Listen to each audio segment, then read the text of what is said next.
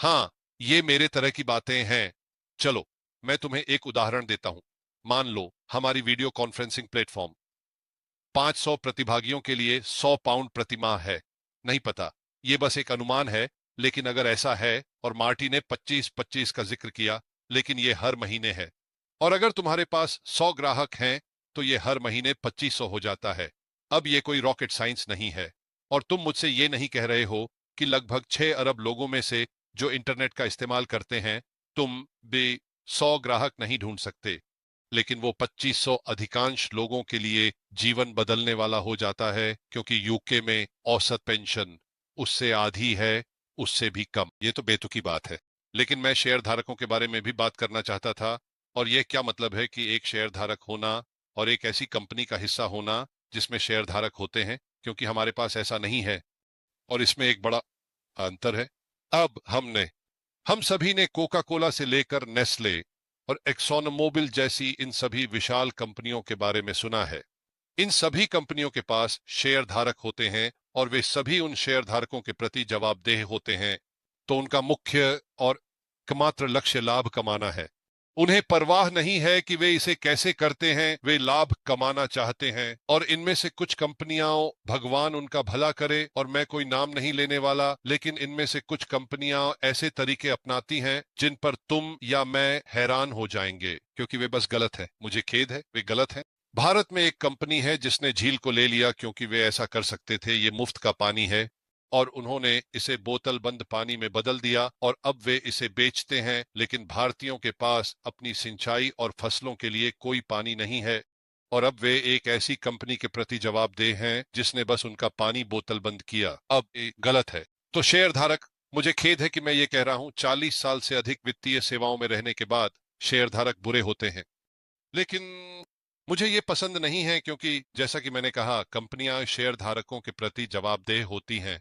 वे पैसे कमाने के लिए उत्सुक हैं। उन्हें बस इसी में रुचि है।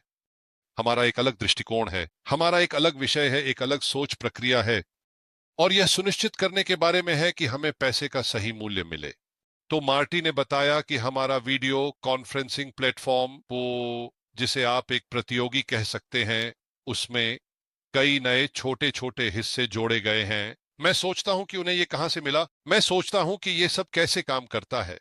लेकिन यहां बात यह है कि हमारे पास एक ऐसा अवसर है जो बहुत से लोगों के लिए जीवन बदलने वाला हो सकता है। आपको ये समझने की जरूरत नहीं है कि चीजें कैसे काम करती हैं, क्योंकि मैं भी नहीं समझता। मैं आंकड़ों के साथ ठीक हूं, लेकिन जब तकनीकी पहलू की बात आती है, तो मुझे कुछ नहीं पता। तो जब आपके पास एक कंपनी है जो आपके लिए वो छोटे छोटे काम करेगी जो आप नहीं कर सकते, क्योंकि आपको नहीं पता कि कैसे जीतना है, तो मेरे लिए ये एक जीत जीत की स्थिति है। और मार्टी की तरह मैं साल में 1 मिलियन कमाना चाहूंगा, लेकिन मुझे नहीं लगता मैं इसे खर्च कर पाऊंगा। देखो, मैं इसे 1 महीने में खर्च कर सकता हूं, लेकिन मुद्दा यह नहीं है। मुद्दा यह है कि मुझे यकीन है कि जब मैं उस चीज के साथ सहज हो जाऊंगा जो मैं चाहता हूं, तो मेरे पास दूसरों की मदद करने के लिए अवसर होंगे। और अगर मैं इस पर सोचूं, तो इसे उन 1 मिलियन शुरुआती लोगों से गुणा करें जो हमारे पास पहले से हैं। और अगर हम में से प्रत्येक, उदाहरण के लिए, $2,500 प्रति माह कमा रहा है और $100 प्रति माह दान करता है, तो यह हर महीने 100 मिलियन अच्छे कारणों के लिए जा रहा है। लेकिन चैरिटीज पहले से ही पैसे ले लेती हैं, हम सभी जानते हैं कि, और उनमें से अधिकांश 30 से 50% लेती हैं। मेरे हिसाब से चैरिटी रखने का क्या मतलब है, जब किसी चैरिटी का सीईओ $300,000 कमा रहा है और कुछ आंकड़े गलत कर रहा है। माफ कीजिए। तो हमारे पास एक सिस्टम है, या हम एक ऐसा सिस्टम लॉन्च करने जा रहे हैं जो इसे करने का एक अलग तरीका है। वे सभी शुल्क कवर करेंगे, वे सभी खर्चों को कवर करेंगे। तो हर डॉलर जो आप दान करते हैं, वह सीधे उस कारण में जाता है, जो भी चीज है जिसे आप अपने पैसे के लिए चुनते हैं। अब यह जीवन बदलने वाला बन जाता है। अब हम जानते हैं कि अमेजन ने 20 सालों में 40,000 करोड़पति बनाए हैं।